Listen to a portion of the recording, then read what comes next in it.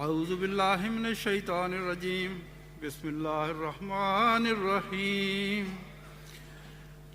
ایک بات جو سب احمدیت قبول کرنے والوں میں تقریباً مشترک ہوتی ہے وہ یہی ہوتی ہے کہ جب مظالم ڈھائے جاتے ہیں تو پھر اس طرف توجہ ہوتی ہے۔ مجھے نہایت افسوس ہے کہ جب 74 کے واقعات ہوئے میں نے دیکھا کہ اب تو جماعت احمدیہ ختم ہو جائے گی، تو میں نے ایک دوست سے کہا کہ اگر یہ جماعت احمدیہ بچ گئی نا اب تو پھر اس پہ غور کریں گے۔ تو یہ میری بدقسمتی کہ میں نے اس کے بعد غور نہیں کیا۔ پھر ابتلا آیا ضیاء کے دور میں، پھر وہ پچھتاوا لگا۔ تو میں کوشش کروں گا کہ اپنی طویل داستان کو اختصار کے ساتھ بیان کروں۔ میرا خدا پر ایمان نہیں تھا، اس کا مجھے اقرار ہے، اور اس کی وجہ کیا ہے کہ کبھی میرا خدا سے تعلق پیدا ہی نہیں ہوا تھا۔ بیوی میری جماعت اسلامی سے تعلق رکھتی تھی، وہ بہت دعائیں کیا کرتی تھی میرے لیے۔ میرا مزاج تو غالباً ایسا نہیں، اسی کی شاید دعا ہو۔ تو ایک رات میں نے رویا دیکھی کہ ایک وسیع میدان ہے، گھاس لگی ہوئی ہے، اور میں کہیں مناسب جگہ پہ بیٹھنا چاہتا ہوں۔ جگہ جگہ جاتا ہوں، کوئی جگہ پسند نہیں آتی، تقریباً 73 جگہ پہ جاتا ہوں، کوئی جگہ نہیں پسند آتی۔ تو اس میدان میں ایک کمرہ ہے، اس کے اندر کچھ ایسے لوگ بیٹھے ہیں جن کا مذہب سے تعلق ہے۔ تو میں کہتا ہوں میرا ان سے کوئی تعلق نہیں کیونکہ ان کا مذہب سے تعلق ہے۔ مگر ایک آدمی نے مجھے دیکھ لیا تو میں بادرے ناخواستہ نہ چاہتے ہوئے کمرے میں داخل ہو گیا۔ ابھی کمرے میں داخل نہیں ہوا، دروازے کے ساتھ ہی ٹیک لگی ہوئی ہے، تو ایک شخص جو درمیان میں بیٹھا تھا تو اس نے مجھے کہا کہ اب تک کہاں رہے ہو؟ میں نے گزارش کی یا رسول اللہ جہاں بھی رہا ہوں، آ تو گیا ہوں۔ اب صبح جب میری آنکھ کھلی تو میں نہیں سمجھتا اس میں کیا بات تھی، مگر خدا پر یقین میرا آ چکا تھا۔ میں نے بیگم کو بتایا یہ مسئلہ حل ہو گیا، اس نے لڈو بانٹے، باقاعدہ لڈو بانٹے اس نے بغیر بتائے کہ کس بات کے ہیں۔ تو اب آگے مسئلہ جو شروع ہوا وہ یہ تھا، وہ رویا کا سلسلہ آگے چلتا ہے کہ 73 فرقے ہیں، میں کس فرقے میں جاؤں؟ اور میں نے ایک معیار بنا لیا ذہن میں کہ جو فرقہ کسی کو کافر نہیں کہتا نا کلمہ پڑھنے والے کو، وہی سچا ہوگا۔ اب وہ فرقہ کہاں مجھے ملے؟ میں ڈر گیا، میں نے کہا کہ یہ تو سارے ہی کافر ہیں، ایک دوسرے کو کفر کے فتوے دے رہے ہیں، تو میں کس فرقے میں جاؤں؟ اور میرا علم نہیں تھا جماعت احمدیہ کے بارے میں زیادہ، میں یہی سمجھتا تھا کہ یہ بھی کافر سمجھتے ہیں ہمیں۔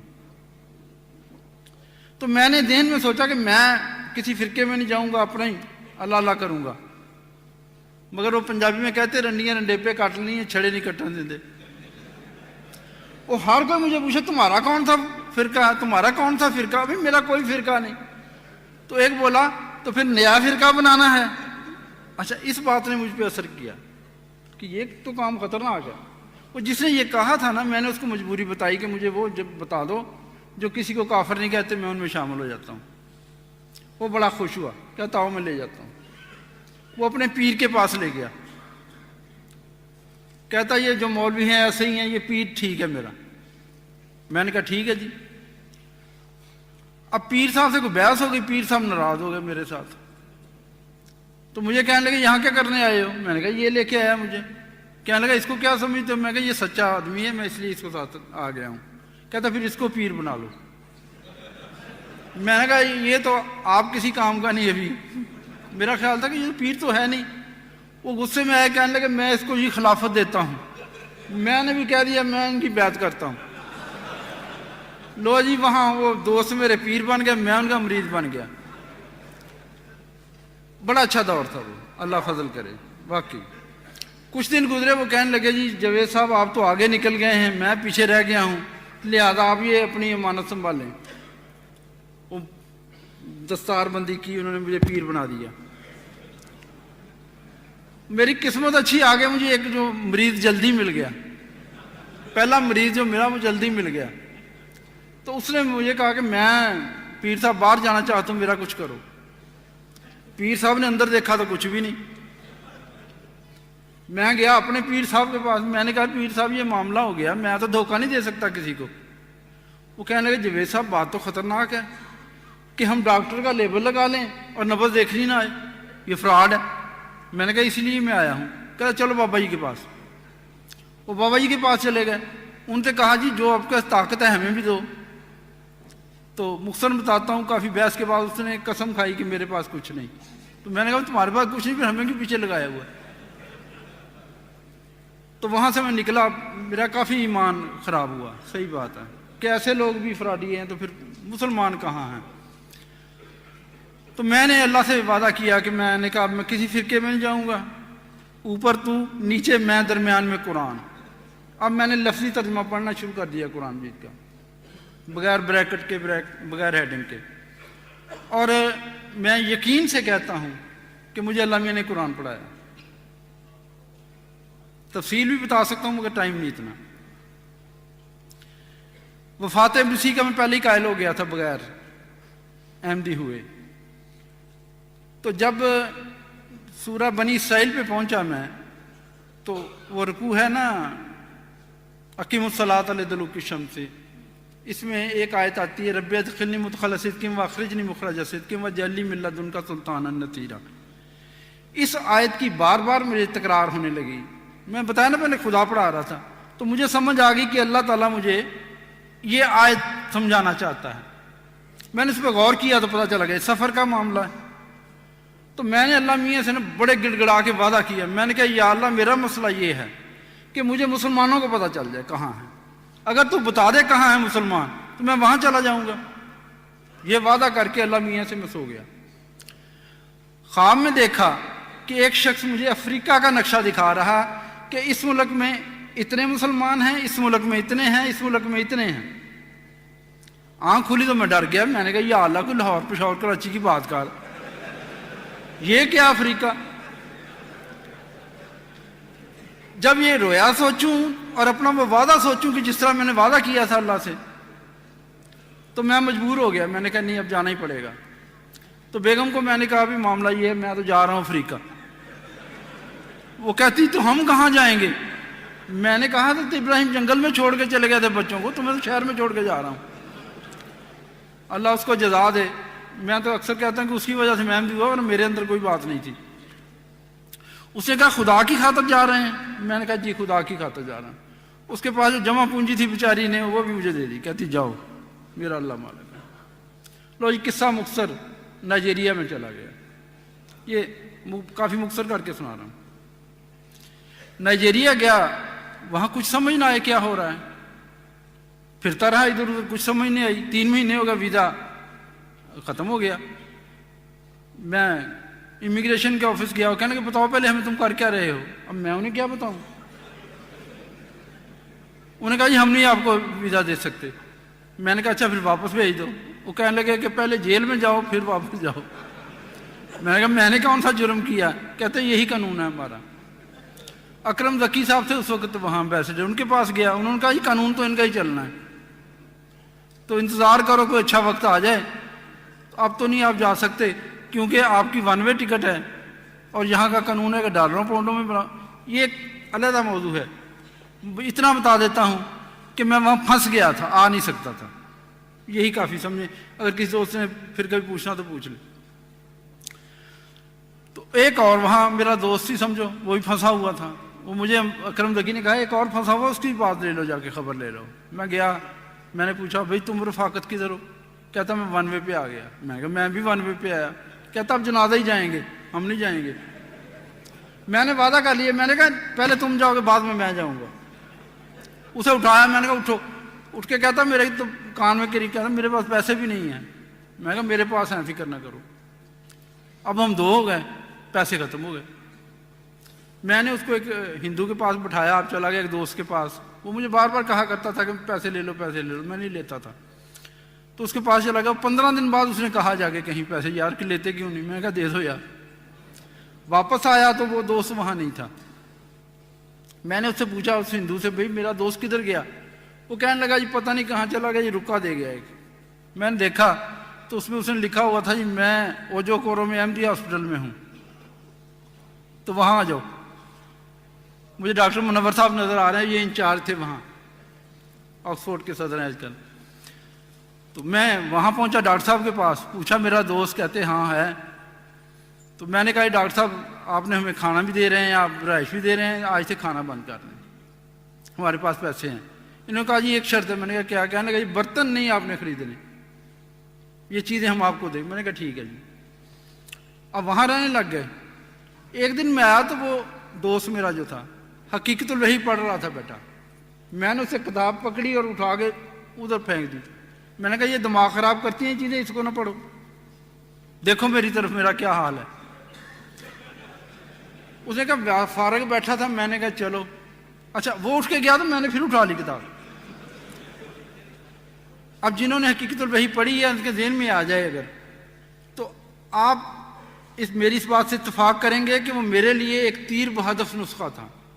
حضرت مسیح موعود نے شروع خوابوں سے کیا ہے.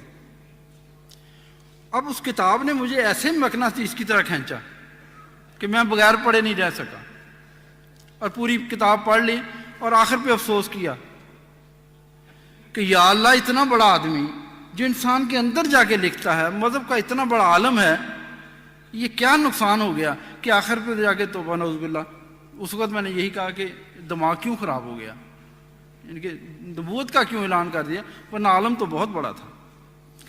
پھر میں نے دل کو سمجھایا کہ تم علم کے طور پہ پڑھو, یہ تمہیں ان کے دعوے سے کیا.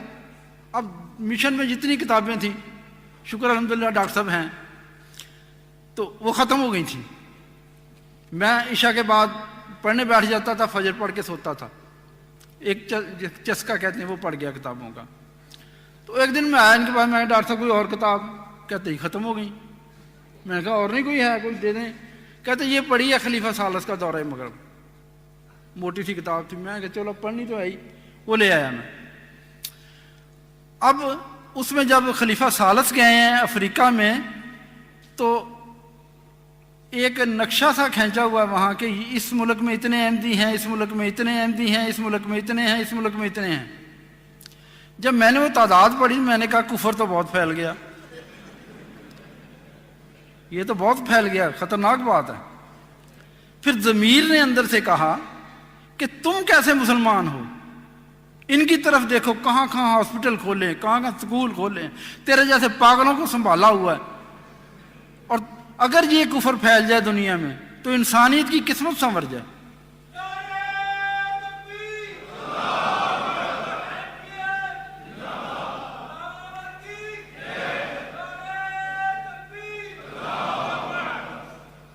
تو میں نے سوچا کہ میں بھی ان کا ساتھ دیتا ہوں. اب میں نے دوبارہ وہ اسٹرنتھ دیکھی, طاقت دیکھی کہ کتنی طاقت ہے جس میں اب میں شامل ہونا چاہتا ہوں.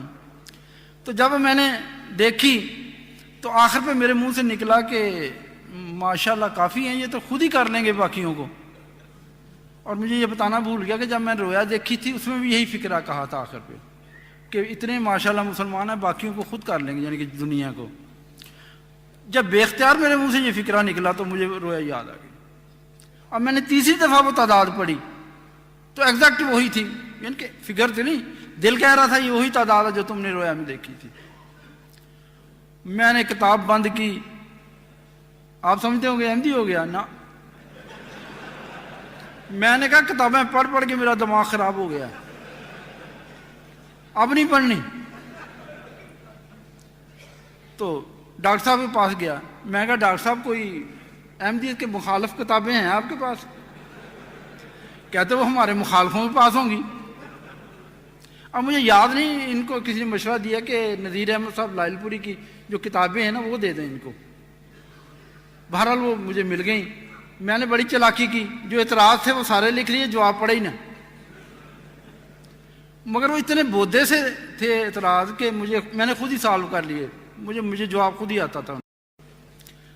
اب ایک مسئلہ رہ گیا تھا. میں ڈاکٹر صاحب پاس گیا. میں ڈاکٹر صاحب آپ ہمیں کافر سمجھتے ہیں؟ کہتے نہیں, کلمہ پڑھنے والے کو ہم کیسے کافر کہہ سکتے ہیں؟ میں کہا مسلمان ہیں؟ کہتے ہیں ہاں، وہ بھی مسئلہ حل ہو گیا۔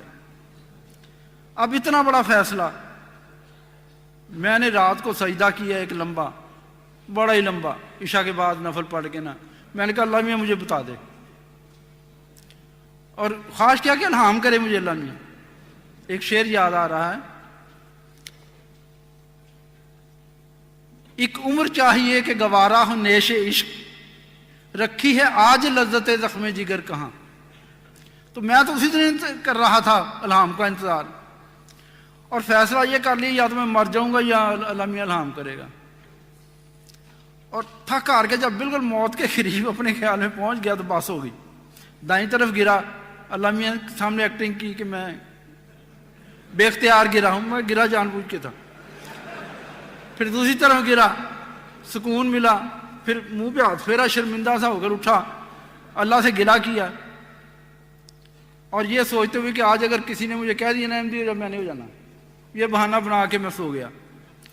تو رویا میں دیکھا میں نے کہ حلوہ کھایا ہے۔ تو میں نے ڈاکٹر صاحب سے کہا ڈاکٹر صاحب آج حلوہ تو کھلائیں۔ ڈاکٹر صاحب کوئی پریشان سے ہو گیا، میں نے کہا میں نے نہیں کھانا، میں نے نہیں کھانا۔ کہتے کیوں؟ میں نے نہیں کھانا۔ کہتے کیوں؟ میں نے نہیں کہا نہ کھانا، تو میں ہی کہتا ہوں نہیں کھانا۔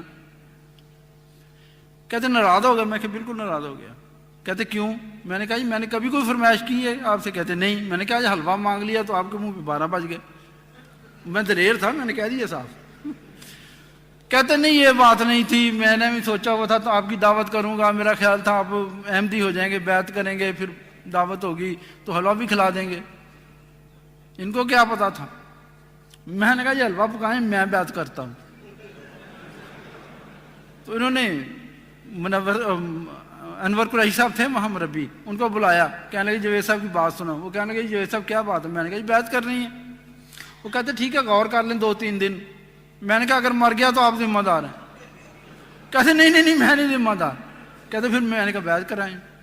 میں نے بیعت کی، میری طبیعت بالکل ٹھیک ہو گئی، اللہ کا فضل ہوا، اور دل کو بھی پتہ لگ گیا کہ میں جس مقصد کے لیے یہاں ٹھہرا ہوا تھا وہ پورا ہو گیا۔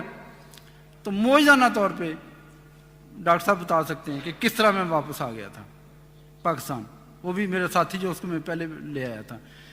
اب ایک سوال پیدا ہوگا سب کے ذہن میں کہ اللہ تعالیٰ مجھے کیا لگتا ہے ربوے چلے جاؤ، کتنا آسان تھا کام۔ اب جو میں بتا چکا ہوں آپ کو، جتنا مطالعہ کیا میں نے، جب واپس آیا بیگم کو بتایا، کاش وہ پنو صاحب جیسی ہوتی، پنو صاحب کی بیگم جیسی ہوتی کہ کہتی میں ہی مانتی ہوں۔ اس نے کہا او جوید صاحب آپ خلوص میں ٹھوکر کھا گئے، میں آپ کی مدد کروں گی، آپ کو سیدھے راستے پہ لے کے آؤں گی۔ وہ مجھے طاہر القاضی کے پاس لے گئی۔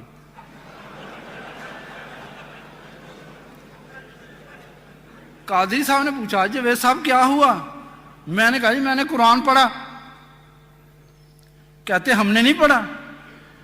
میں نے کہا نہیں، آپ کے پڑھنے میں اور ہمارے پڑھنے میں بہت فرق ہے۔ کہتے کیا فرق ہے؟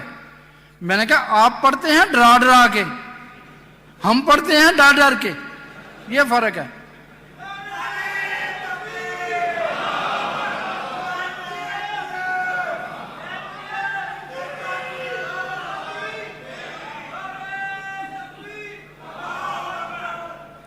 پوچھا مجھ سے کہ کیا پڑھ لیا بھائی؟ میں نے کہا جی میں نے پڑھا کہ موسیٰ علیہ السلام گئے جب فرعون کے پاس تو کہا کہ بنی اسرائیل کو میرے ساتھ بھیج دو، اس پر ظلم نہ کرو۔ تو فرعون نے کہا پکڑ لو، اس سے پہلے بھی اور آدمی مارا ہوا ہے۔ تو وہاں ایک آدمی کھڑا تھا، اس نے کہا فرعون اب پرانی بات چھوڑ دے، اب یہ بہت بڑی بات کر رہا ہے، یہ کہتا ہے میں نبی ہوں، اللہ کا نشان بھی بتاتا ہے۔ اب دو باتیں ہیں، یا یہ سچا ہے یا یہ جھوٹا ہے۔ اگر سچا ہے جو یہ کہتا ہے وہ پورا ہو جائے گا، اگر جھوٹا ہے تو خدا نے نہیں چھوڑنا اس کو۔ میں کہا قادری صاحب یہ بات اچھی تھی، اس لیے خدا نے قرآن میں سجا کے رکھی نا کہ اس مومن آدمی نے یہ بات کہی تھی، اقوال زرین کی طرح قرآن میں سجائی، اور اس کا ایوارڈ کیا دیا؟ سورت کا نام اس مومن کے نام پہ رکھ دیا۔ سورہ مومن میں یہ واقعہ ہے۔ میں نے کہا بتائیں کوئی اچھی بات کہی تھی اللہ اس شخص نے؟ کہتے ہاں۔ میں نے کہا مجھے بھی پسند آ گئی، پسند آئی تو میں نے مان لیا۔ میں نے سوچا کہ اگر یہ مرزا صاحب جھوٹے ہیں تو اللہ نے نہیں چھوڑنا. اگر سچے ہیں تو پھر ساری باتیں پوری ہوں گی, اور میرا ایمان ہے کہ ساری باتیں پوری ہو رہی ہیں.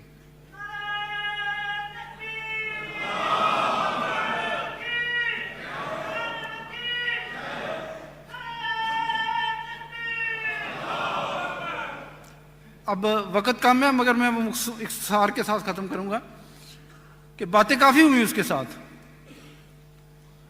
آخر اس نے اندازہ لگا لیا کہ یہ شخص تو نہیں واپس آنے کا. مجھے کہہ بھی دیا اس نے. ہاں 2 باتیں میں آپ کو ضرور بتاؤں گا. بحث کے دوران میں حلفاً کہہ رہا ہوں جو بھی قسم چاہیں میں کھانے کو تیار ہوں. میں نے اس سے پوچھا آنکھوں میں آنکھیں ڈال کے, قادری صاحب مجھے سچ سچ بتائیں, خدا کو حاضر ناظر جان کے بتائیں, کیا مرزا صاحب جھوٹے تھے؟ اس نے کہا نہیں.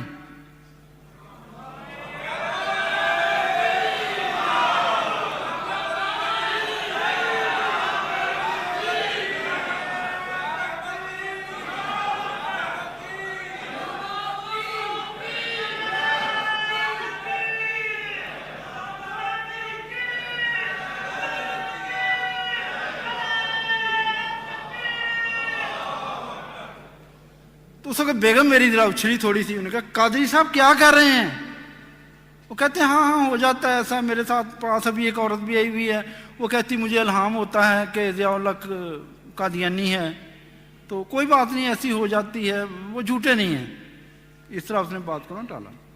میں نے کہا قادری صاحب میں آپ کو یہاں تک لے آیا ہوں کہ آپ نے کہہ دیا مرزا صاحب سچے ہیں, اور آپ کی ساری کوششیں میں آپ کو بتا دیتا ہوں. کہتے کیا؟ میں نے کہا آپ اگر ایک دلیل دیتے تھے میں 2 اپنی طرف سے اور ڈال کے دل پہ مارتا تھا, مگر نتیجہ کیا ہے کہ اگر میں حضرت مسیح موعود کو مانتا ہوں تو خدا کو مانتا ہوں. اگر یہ سیڑھی نکل جاتی ہے تو میرا خدا پہ ایمان نہیں رہتا, میرا تو خدا پہ ایمان ہے. وہ کہتے ہو کفر تو آپ کی ہڈیوں میں رچ گیا. پھر ہاں یہ بات میں نے اس لیے بتائی کہ ان کو پتہ لگ گیا کہ یہ شخص واپس نہیں آنے والا, اب اس کی بیوی کو سنبھالو, یعنی کہ وہ اس کو قابو کرو. تو مجھے ایک دن کہنے لگے جاوید صاحب آج بات ہم ختم کریں گے. میں نے ٹھیک ہے کریں. تو کہنے لگے جی میری ان باتوں کا اعتراضات کا جواب دیں. میں دے دیتا ہوں کوئی بات نہیں. تو اس نے حضرت مسیح موعود پہ یہ گندے گندے جو الزام ہوتے ہیں نا یہ لگانے شروع کر دیے. میں بڑا پریشان ہوا. میں نے کہا اگر اس گند میں بھی داخل ہو گیا تو بیگم نہیں قابو آئے گی, یہ کنفیوز ہو جائے گی. تو اگر میں اس سے ہار مان جاؤں وہ بہتر ہے میرے لیے کہ بعد میں بیگم کہہ دوں گا بڑا عالم تھا. تو میں نے ذہنی طور پہ نا سوچا کہ ان کے باتوں کا جواب کوئی نہیں دینا, خاموش. وہ کرتا رہا. پھر کہنے لگا جواب دیں. میں نے کہا میرے پاس کوئی جواب نہیں. کہتا ربوے چلے جائیں وہاں جا کے لے آئیں. میں نے کہا جی ان کے پاس بھی کوئی جواب نہیں. کہتا پھر جب اللہ کی مدد آتی ہے. میں جب وہ اعتراضات کر رہا تھا میں دعا کر رہا تھا, دعائیں کہ یا اللہ تو کہتا تھا تیرے فرقے کے لوگ بڑے بڑے عالموں کا منہ بند کریں گے, آج اس نے مجھے باندھ کے بٹھا دیا یہاں, میں بول نہیں سکتا, میرا منہ بند ہے آج مجھے اپنا وعدہ پورا کر کے دکھا اور اس کا منہ بند کر. میں یہ دعائیں کرتا رہا. تو جب اس نے پھر کہا نا تو یہاں عالم بھی بیٹھے ہوں گے, مجھے ایسا لگا میرے دماغ پہ الفاظ کی بارش سی ہوئی ہے چھوٹی سی. پھر وہ موو ہوئے ایسے, پھر ایک دلیل بن گئی. جب وہ دلیل بنی نا تو مجھے 100% یقین آ گیا کہ یہ میرا معیار ہی نہیں جو میں اب بات کرنے لگا ہوں. یہ بات خدا کی ہے, اور خدا نے جو بات بتائی ہے اس کا جواب اس کے پاس کبھی ہو ہی نہیں سکتا. اگر ہو تو خدا کیوں بتاتا مجھے. میں نے کہا جی قادری صاحب تیار ہو جائیں, پھر سنیں. کہتا کیا؟ میں نے کہا میں اپنے بچے سے پیار کرتا ہوں سب سے زیادہ, وہ ساتھ تھا اس دن. میں اس کی قسم کھا کے کہتا ہوں اگر میں جھوٹ بولوں کہ آپ نے جتنے اعتراض کیے ہیں میں سب کا جواب دے سکتا ہوں, مگر میں اس گند میں پڑھنا پسند نہیں کرتا. یہ معیار, یہ بات غور سے سننے والی, یہ معیار میں نے کہا کہ آپ نے سلیکٹ کیا ہے, میں نے نہیں کیا. نبی کو پرکھنے کا آپ نے یہ معیار سلیکٹ کیا ہے, میں نے نہیں کیا. اگر یہی معیار ہے تو مجھے ایک بات کا جواب دیں. کہتے کیا؟ میں نے کہا جو راجپال ہندو نے نبی پاک صلی اللہ علیہ وسلم پہ الزامات لگائے تھے ان کا جواب دے دیا آپ نے. اگر دے دیا ہے تو ٹھیک ہے، آپ کو حق ہے مسلمان ہوں. اگر آپ نے ابھی تک جواب نہیں دیا تو آپ کو کوئی حق نہیں پہنچتا کہ آپ اسلام کے دائرے میں رہیں. ابھی میرے سامنے بیٹھے اور انکار کریں کہ میں رسول پاک کو اس وقت تک نہیں مانوں گا جب تک ان اعتراضوں کا جواب نہیں دے دوں گا. اور یہ خدائی دلیل تھی، آج بھی میں کہتا ہوں. اور وہاں جو کمرے کا ماحول تھا وہ میں جانتا ہوں. ایسا لگ رہا تھا جیسے ہر طرف سے پریشر اس کے اوپر آ رہا ہے اور اس کا منہ مجھے چھوٹے سے چھوٹا ہوتا نظر آ رہا تھا.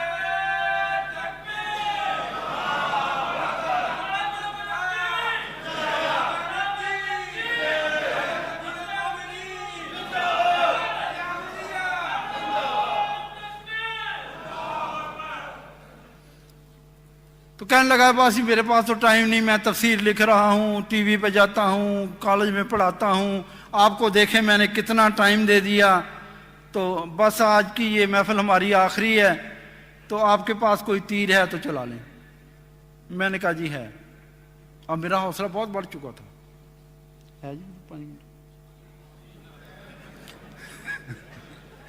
اچھا حوصلہ میرا بڑھ چکا تھا تو میں نے ذرا بیگم کو بھی متاثر کرنے کے لیے نا ذرا وہ کہتے ہیں ایکشن بنانے شروع کر دیے. میں نے کہا ڈاکٹر صاحب مجھے ایک بات بتائیں. کہتے کیا؟ میں نے کہا دن کو دن، رات کو رات، سورج کو سورج، چاند کو چاند ثابت کرنا مشکل ہے؟ کہتے نہیں. میں نے کہا بندے کے لیے ہوگا، خدا کے لیے مشکل ہے؟ کہتے نہیں. میں نے کہا آپ ٹھیک کہہ رہے ہیں. میں نے کہا کائنات کی سب سے بڑی سچائی کون سی ہے؟ کہتا اللہ کی ذات. میں نے کہا سب سے سچا رسول کون ہے؟ کہتا نبی پاک صلی اللہ علیہ وسلم. میں نے کہا اب اس بڑی طاقت کو نبی پاک صلی اللہ علیہ وسلم کی سچائی بیان کرنے میں کوئی دشواری آ سکتی ہے؟ کہتا نہیں. میں نے کہا بندے کو تو ہو سکتا آ جائے، خدا کو نہیں آ سکتی؟ کہتا نہیں آ سکتی. میں نے کہا آپ ٹھیک کہہ رہے ہیں. میں نے کہا جب نبی پاک صلی اللہ علیہ وسلم دنیا میں تشریف لائے ہیں تو اللہ تعالیٰ نے تمام مذاہب کو مخاطب ہو کر ایک دلیل دی ہے. وہ دلیل کیا تھی؟ کیا ہندو ہو، عیسائی ہو، یہودی ہو، کہنو، تم سب جانتے ہو کہ اگر یہ شخص مجھ پر ایک بھی جھوٹ بولتا تو میں اس کو دائیں ہاتھ سے پکڑتا، اس کی طاقت ختم کر دیتا، تم میں سے کوئی نہیں چھڑا سکتا تھا، اس کی شارہ کاٹ دیتا. میں نے کہا سب خاموش ہو گئے کہ ان کی کتابوں میں موجود تھا جو جھوٹا ہوگا کاٹا جائے گا، جو جھوٹا ہوگا سلیب پہ چڑھے گا، جو جھوٹا ہوگا کاٹ کر. تمام مذاہب میں یہ موجود ہے اللہ کے فضل سے. کوئی مذہب ایسا نہیں جس میں جھوٹے نبی کی سزا موجود نہیں. میں نے کہا آج آپ کے پاس کوئی ہندو صاحب عیسائی آ جائے اور آگے پوچھے کہ قادری صاحب یہ مرزا صاحب کیسے بچ گئے، تو آپ کیا جواب دیں گے؟ میں نے کہا ہو سکتا ہے آپ کو جواب دے دیں. تو جب بھی آپ جواب دیں گے تو وہ پلٹ کے کہے گا کہ پھر محمد صلی اللہ علیہ وسلم بھی اس طرح بچ گیا. پھر وہ دلیل کے پلے تو کچھ نہ رہا، دلیل تو کاٹی گئی. اللہ کو تو پتا تھا مرزا صاحب نے تشریف لانی ہے، تو پھر یہ دلیل دینے کا اس کا مقصد کیا تھا؟ کہتا کہاں ہے؟ میں نہیں مانتا کہ اس کو پتا نہ ہو، اس کا خیال تھا مجھے نہیں پتا. میں نے کہا جی وہ الحاقہ کی آخری آیات ہے وَلَوْ تَقَوَّلُوا عَلَيْنَا بَعْضَ الْأَقَاوِيلِ لَأَخَذْنَا مِنْهُ بِالْيَمِينِ ثُمَّ لَقَطَعْنَا مِنَ الْوَتِينِ. تو حیرانی کی بات ہے یہ کہ اس نے نوکر کو کہا جاؤ یا قرآن مجید تو لے کے آؤ. اچھا اب نوکر کو کیا پتا کون سا اٹھانا اور کون سا نہیں اٹھانا، وہ جو اس کے ہاتھ میں آیا خوبصورت سا وہ اٹھا کے لے آیا. اب قادری صاحب نے وہ کھول لی آیتیں اور ترجمہ پڑھ رہے ہیں، میں سامنے بیٹھا ہوں، میں دیکھ رہا ہوں. ایک دفعہ پڑھ لیا انہوں نے، پھر دوسری دفعہ پڑھا، پھر تیسری دفعہ پڑھا، چہرے کا رنگ اڑ رہا. تو ویسے اپنی مجھے کمزوری بتا دینی چاہیے، مجھے بھی اس وقت تھوڑی سی کمزوری محسوس ہوئی اپنے میں کہ میں نے ایسے کر کے کر دیا، غلطی کی میں مانتا ہوں. تو اس نے کہا کیا بات ہے؟ میں نے کہا جی قرآن میں آیتیں ہیں. کہتے ہاں. میں نے کہا ان کا ترجمہ ہے کوئی؟ کہتے وہ نہیں جو آپ کر رہے ہیں. میں کہا میرے کو چھوڑیں، آپ کریں جو کرنا، مجھے قبول ہے. اتنی دفعہ میں نے ان کو کہا کہ ترجمہ کرو، جو بھی کرو میں مانتا ہوں. خدا گواہ ہے اس شخص نے منہ سے ایک لفظ نہیں نکالا. پھر تنگ آ کے میں اٹھا. میں نے کہا نہ آپ کا ترجمہ نہ میرا ترجمہ، جو اس قرآن میں لکھا ہے اسی پہ فیصلہ کر لیتے ہیں. اس شخص نے فوراً بند کیا اور سائڈ پہ رکھ دیا. کہنے لگا یہ آپ کو پڑھنے والا نہیں. میں نے کہا یہ کیا ہوا؟ تو میں نے اوپر سے دیکھ لیا اس کا نقشہ، ناک نقشہ جو قرآن کا تھا. میں نے کہا دکان پہ جا کے دیکھوں گا. تو وہ بھی ایک نشان تھا، وہ تھا اشرف علی تھانوی کا ترجمہ. اب نہیں وہ اس میں لکھا، وہ اس زمانے میں جو تھا 85 کی بات ہے. تو اس میں صاف اس نے لکھا تھا کہ یہ آیتیں نبوت کو پرکھنے کا معیار ہیں. آگے کچھ اور لکھا تھا اس نے کہ اس سے مرزا صاحب نے نجائز فائدہ اٹھایا، وہ الگ بات ہے، مگر اس نے یہ لکھا تھا. اب میں بار بار پوچھوں قادری صاحب سے، وہ قادری صاحب کوئی جواب نہ دیں. تو بیگم اس جو بار بار اقرار تکرار ہو رہا، تو بیگم اکتا آ گئی، کہنے لگی قاضی صاحب میری سنیں. کہنے لگی کیا؟ کہتی میں لاہور استغفار آیت الکرسی پڑھ کے بیٹھتی تھی، آپ کی باتیں سنتی تھی، ٹھیک کرتی تھی. اس کو سمجھ آ گئی کہ معاملہ خراب ہو گیا.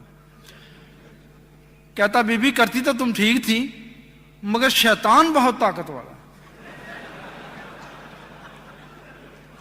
اس نے کہا خدا سے بھی زیادہ. تو وہ یہ تو نہیں کہہ سکا خدا سے بھی زیادہ، مگر اس نے جو جواب دیا نا اس کا مطلب یہی تھا. اس نے نا، اب میں اتنا عالم نہیں ہوں، ربی صاحب بیٹھے ہیں، سورہ نجم کی ایک آیت پڑھی جس میں لات و منات و اخرا کان. تو کہنے لگا جب یہ آیت نازل ہوئی ہے نا، شیطان بھی اسی وقت ساتھ آ گیا اور نبی پاک صلی اللہ علیہ وسلم کے منہ میں داخل ہو گیا اور آیت کو بدل کے بتوں کی شان میں بنا دیا. یہ اتنی تکلیف بات تھی کہ میری بیگم سے تو برداشت ہی نہیں ہوئی. یہ کہنے لگی ایک منٹ نہیں میں ٹھہر سکتی، نکلو یہاں سے. میں نے کہا ٹھہر جو فیصلہ تو کر لیں. کہنے لگی نہیں نکلو. اور میں نے کہا ٹھہر. وہ اکیلی نکل گئی. جب سمنا آباد میں رہتا تھا اس وقت یہ اوپر کی منزل، وہ سیڑھیاں اتر گئی، میں بھی اتر آیا. میں نے کہا کیا وجہ، کیوں تم نے ایسا کیا؟ کہتی میں تو اس کو بہت بڑا عالم سمجھتی تھی. میں نے کہا یہ اس سے بڑا عالم تھا. کہتی پھر کیا ہوا اس کو؟ میں نے کہا جب مردہ مر جاتا ہے کوئی ڈاکٹر اس میں جان نہیں ڈال سکتا، بڑے سے بڑا لے آؤ. ان کا عقیدہ مر چکا ہے، یہ جان ہی نہیں ڈال سکتے. کہتے ہیں میں کیا کروں، میرا تو خدا سے ایمان اٹھ گیا. میں نے کہا یہی مہدی کی نشانی ہے کہ لوگ ایمان لینے جائیں گے، اگلا بھی گنوا کے آئیں گے. تو لہذا میں تمہارے کہنے پہ میں کافی تکلیفوں سے وہاں گیا تھا. کوئی جانا آسان نہیں تھا، وہاں جماعت کی طرف سے بھی رکاوٹیں تھیں. یہ لمبی کہانی. چلو میں نے کہا میں کتنی تکلیفیں برداشت کر کے گیا ہوں، تو اب تم میرے ساتھ ربوا چلو. تو اس نے کہا میں کل بتاؤں گی. تو اس نے کیا کیا کہ تنہائی میں جا کے نا قرآن جی سے فال نکالی کہ میں اب ماں باپ کے پاس چلی جاؤں، یہ تو ٹھیک نہیں ہونے والا. تو 7ویں لائن جو اس نے نکالی تو وہاں لکھا ہوا تھا، اس نے مجھے بعد میں بتایا کہ اگر انہوں نے تمہیں پکڑ لیا تو تمہیں واپس نہیں آنے دیں گے، تمہارا دین خراب کریں گے. یہ سورہ کاف کی وہ آیت ہے جب وہ سکہ دے کے بھیجتے ہیں نا کہ جاؤ یہ شہر کی خبر لے کے آؤ، کچھ چیزیں لے کے آؤ، ساتھ کو ہدایت کرتے ہیں کہ وہاں خیال رکھنا اگر انہوں نے تمہیں پکڑ لیا تو واپس نہیں آنے دینا، تمہارا دین بھی خراب کریں گے. تو کہتی میں نے جب یہ پڑھا تو میں نے کہا میں نہیں جانا، چلو وہی چلے. اب ربوہ میں آخری دن کا اس کی قبول احمدیت کا دن بتاتا ہوں. تو ایک دن مجھے کہنے لگی کسی عالم سے ملائیں. میں مبشر کالم صاحب کو لے گیا. میں نے کہا بیگم نے کوئی سوال کرنا. تو اس نے پوچھا کیا بی بی کوئی سوال ہے؟ کہنے لگی کہ بات یہ ہے کہ میں گریجویٹ ہوں، میرا یہ دینی علم ہے، میں قاری عبداللطیف کی بیٹی ہوں، فلاں گھرانہ ہے، تو میں کافر نہیں ہو سکتی. انہوں نے کہا نہیں ہونا چاہیے. انہوں نے کہا اب یہی کوالیفیکیشن کے ساتھ میں کافر رہ نہیں سکتی، کروں کیا؟ وہ کہنے لگے بی بی کفر تو کوئی بری چیز نہیں، اگر آپ کو دودھ پیش کیا جائے آپ انکار کر دیں تو ایک نعمت سے محروم ہو گئی. وہ کفر نقصان دے گا، آپ فائدہ دے گا. اگر زہر دیا تو آپ نے انکار کیا، وہ کفر آپ کو فائدہ دے گیا. دودھ والا نقصان کرے گا، زہر والا فائدہ کرے گا، ہے کفر ہی. تو آپ نے کوئی مرزا صاحب کی کتاب پڑھی ہے؟ انہوں نے کہا ہاں میں انفاق قدسیہ، کشتی نو، 2-3 دعوت الامیر اور 1 اور 2 کتابوں کا ذکر کیا کہ یہ پڑھی ہیں. انہوں نے کہا بس فیصلہ ہو گیا. جب یہ آپ کتابیں پڑھتی ہیں تو اپنے دل کو خدا کی طرف جاتا ہوا محسوس کرتی ہیں تو پھر ٹھیک ہے، یہ کفر آپ کو خدا سے ملا دے گا. اگر آپ کا دل گھبراتا ہے، خدا سے دور ہوتا ہے، تو پھر اس طرف نہ آنا، یہ کفر آپ کو خدا سے دور کر دے گا. السلام علیکم. ان کی یہ عادت ہے کہ بات سمجھا کے نا السلام علیکم کو چل پڑتے ہیں. تو میں اکثر بحث کے بعد بیگم سے پوچھا کرتا تھا بیگم تم اپنے عقیدے پہ میں اپنے عقیدے پہ رہیں تو اکٹھے. تو وہ کہا کرتی نہیں پہلے یہ فیصلہ کرنا ہے کہ تم سچے ہو کہ میں. تو اس دن میں نے پوچھا, کہنے لگی آج میں بیعت کروں گی. تو اس دن اس نے بیعت کی.